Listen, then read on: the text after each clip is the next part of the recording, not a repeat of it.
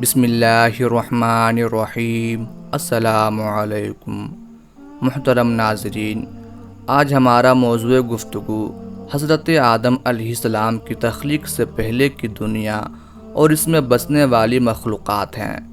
بحیثیت مسلمان ہمارا ایمان ہے کہ حضرت آدم علیہ السلام اس دنیا میں بھیجے گئے پہلے انسان اور نبی تھے، جبکہ آخری نبی حضرت محمد صلی اللہ علیہ وآلہ وسلم ہیں۔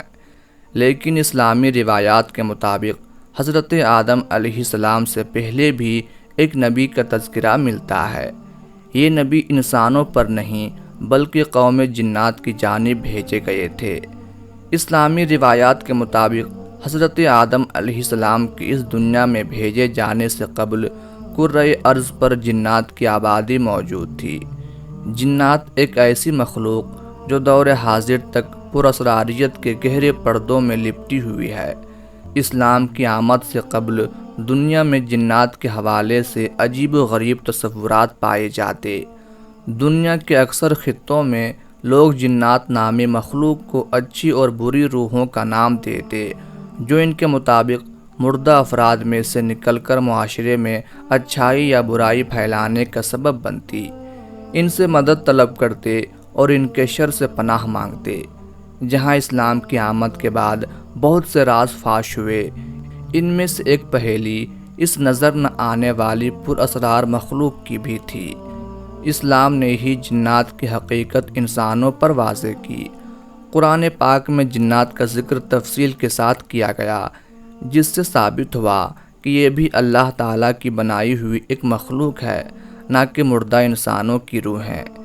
اسلامی تعلیمات کے مطابق جن ایک ایسا وجود ہے جو انسانوں کے برعکس آگ کے شعلوں سے تخلیق کیا گیا، جبکہ انسان خاک سے پیدا ہوا۔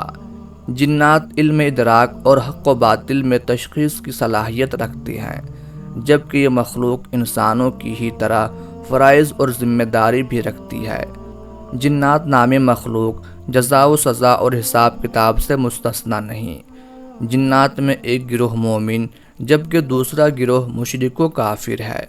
جنات میں آسمانوں تک پہنچنے کی طاقت اور غیبی خبروں کو سننے کی صلاحیت بھی تھی، جو حضور اکرم صلی اللہ علیہ وآلہ وسلم کے مبعوث ہونے کے بعد روک دی گئی۔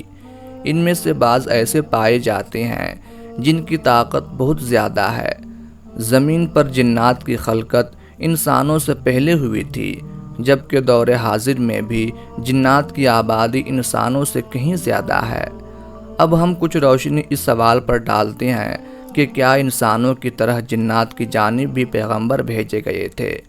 قرآن مجید کے مطابق جنات بھی انسانوں کی طرح مکلف ہیں، وہ بھی سزا و جزا کے پابند ہیں اور انہیں بھی اعمال بد کی بنا پر جہنم کی آگ میں جلنا ہوگا۔ تو اس سلسلے میں کہا یہ جاتا ہے کہ جنات کی تاریخ دو زمانوں پر مشتمل ہے۔ پہلا زمانہ بنی نوع انسان کی خلقت سے پہلے کا ہے کہ جب جنات اکیلے ہی اس دنیا پر آباد تھے، جبکہ دوسرا زمانہ انسانوں کی خلقت کے بعد کا زمانہ ہے۔ دوسرا زمانہ جو انسانوں اور جنات کا مشترکہ زمانہ ہے، اس زمانے میں جنات کو ان پیغمبروں کی پیروی کا حکم تھا جو انسانوں کے درمیان مبعوث ہوتے تھے۔ اسی بنیاد پر بہت سے جنات اللہ کی طرف سے بھیجے گئے پیغمبروں پر ایمان لائے اور بعض جنات جو ایمان نہ لائے وہ کافر ہوئے۔ جبکہ جنات کی تاریخ کا اولین زمانہ کہ جب انسانوں کی تخلیق عمل میں نہ آئی تھی، قوم جنات کی ہدایت کے لیے انہی میں سے پیغمبر مبعوث کیے گئے، جس کی نشاندہی قرآن مجید کی اس آیت کے ذریعے ہوتی ہے۔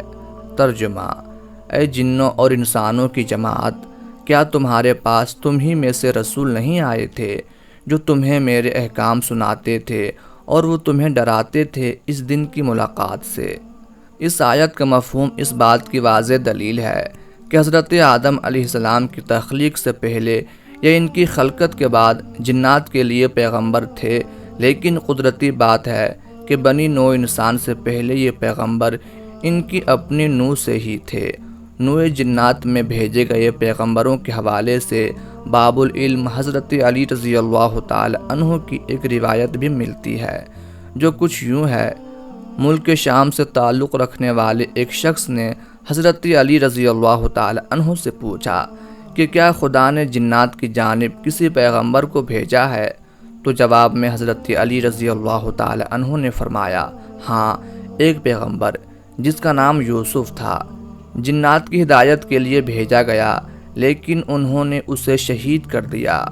اس روایت کی تفصیل میں بہت سے مورخین و مفسرین یہ بیان کرتے ہیں کہ حضرت آدم علیہ السلام کی تخلیق سے قبل کرۂ ارض پر جنات کی آبادی تھی، جو ہر وقت فسق و فجور میں مبتلا رہتے اور زمین پر فساد برپا کرتے۔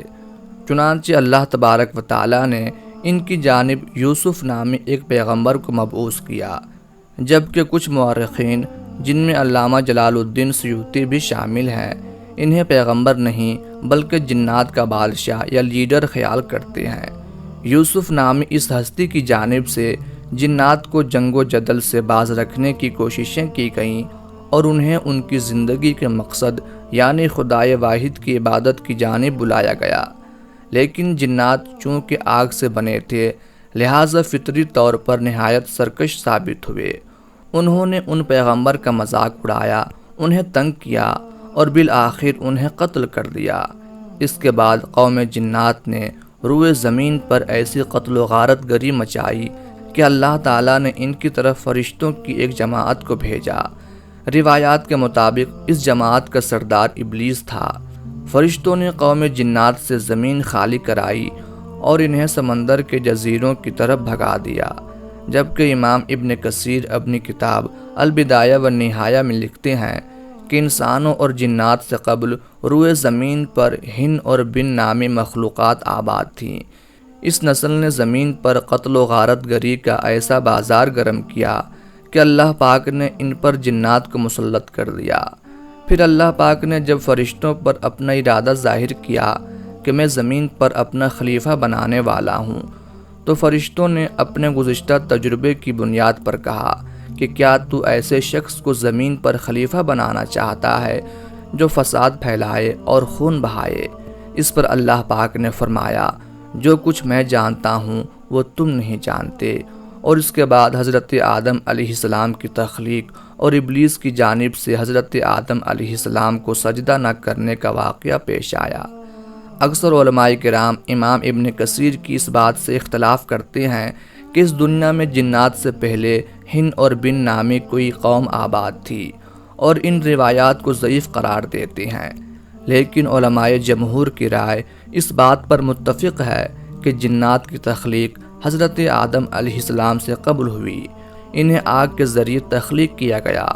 قوم جنات بھی انسانوں کی طرح سزا و جزا کی پابند ہے، اور ان پر بھی انسانوں کی طرح ہی پیغمبر بھیجے گئے۔ آخر میں یہی کہوں گا کہ بے شک اللہ پاک ہی وہ ذات ہے جو تمام حقیقتوں کو جاننے والا ہے۔